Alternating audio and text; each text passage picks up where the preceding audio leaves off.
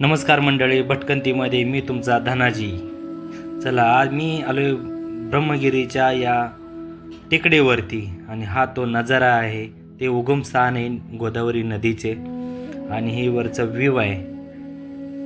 खूप छान होता, खूप छान वाटत होतं. आणि मी इथं आल्यानंतर जो माझा थकवा होता तो पूर्ण दूर झाला. मला वाटत होतं अक्षरशः मी आकाशामध्ये आलोय. हा तो नजारा आहे. खरंच खूप छान होता तो नजारा.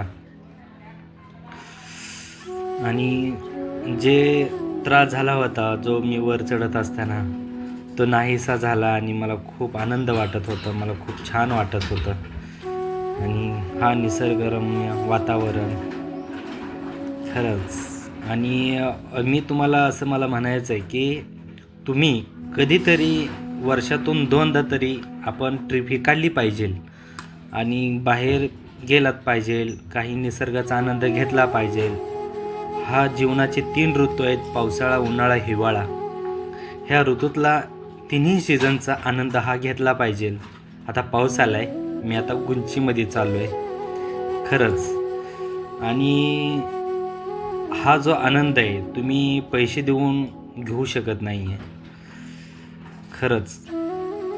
हा निसर्ग खूप छान आहे, तुम्ही आलाच पाहिजे असं मला वाटतं. आणि मी एकटाच आज आलो आहे ब्रह्मगिरी पर्वतावर. आणि खरंच तुम्हीही यायला पाहिजे, ह्या निसर्गाचा आनंद घेतला पाहिजे. आणि मला हे म्हणायचं आहे की तुम्ही 1-1 लाख रुपयाचे मोबाईल घेऊन खिशामध्ये ठेवता, त्यापेक्षा 1 लाख रुपये खर्च न करता तुम्ही 2,000 रुपये खर्च करा आणि जे भारत दर्शन आहे हे तुम्ही घेतलं पाहिजे. कसं आहे, पैसा आज न उद्या येतोच रे. हे नेत्र, हे आयुष्य, हे वेळ, ही वाया घालवू नका रे खरंच. चला, परतीचा प्रवास करूया आपण. आता इथून पंढरपूरला निघूया. आणि हा तो प्रवास होता माझा. खूप आनंदाचा होता, खूप क्षणिक होता आणि मनमोहक होता. अक्षरशः ह्या दगडाच्या कातळ्यातून निवडलेला हा रस्ता होता. पायऱ्या घसरत होत्या,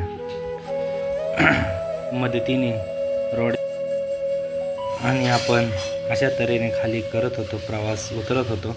आता मिनिमम आपल्याला 1-1.5 तास लागतो ह्या प्रवासामध्ये उतरण्यासाठी. आणि खूप छान आनंदाचा होता क्षण तो.